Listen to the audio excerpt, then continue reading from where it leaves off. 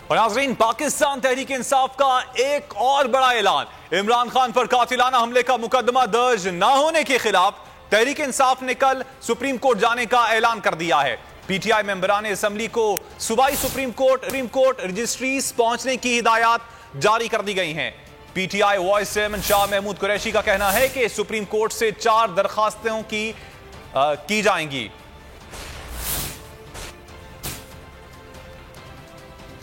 तो नाज़रीन, पाकिस्तान तहरीक इंसाफ ने एक और बड़ा ऐलान किया है। इमरान खान पर कातिलाना हमले का मुकदमा दर्ज न होने के खिलाफ तहरीक इंसाफ ने कल सुप्रीम कोर्ट जाने का ऐलान कर दिया है।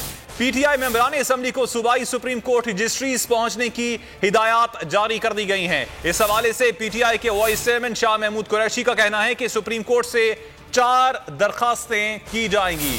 पाकिस्तान तहरीक इंसाफ की जानिब से एक बड़ा ऐलान किया गया है और चेयरमैन तहरीक इंसाफ इमरान खान पर कातिलाना हमले का मुकदमा दर्ज न होने के खिलाफ तहरीक इंसाफ ने कल सुप्रीम कोर्ट जाने का ऐलान कर दिया है।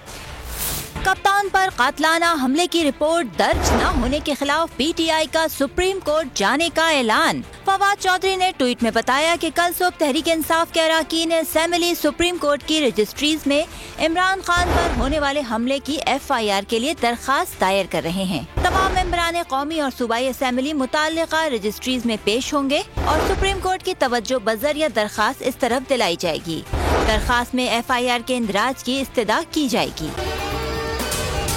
अगर आपको ये वीडियो पसंद आई तो हमारे चैनल को सब्सक्राइब करें और बेल आइकन पर क्लिक करें। बहुत अच्छी कवरेज की है। ये मार्च की तो जबरदस्त कवरेज थी, बॉल की प्रॉब्लम सबसे बेस्ट थी। सबसे ज्यादा रील्स और सबसे ज्यादा रेटिंग के साथ बोल रहा नंबर 1। सब्सक्राइब करें और बेल दबाएं ताकि कोई खबर रह न जाए।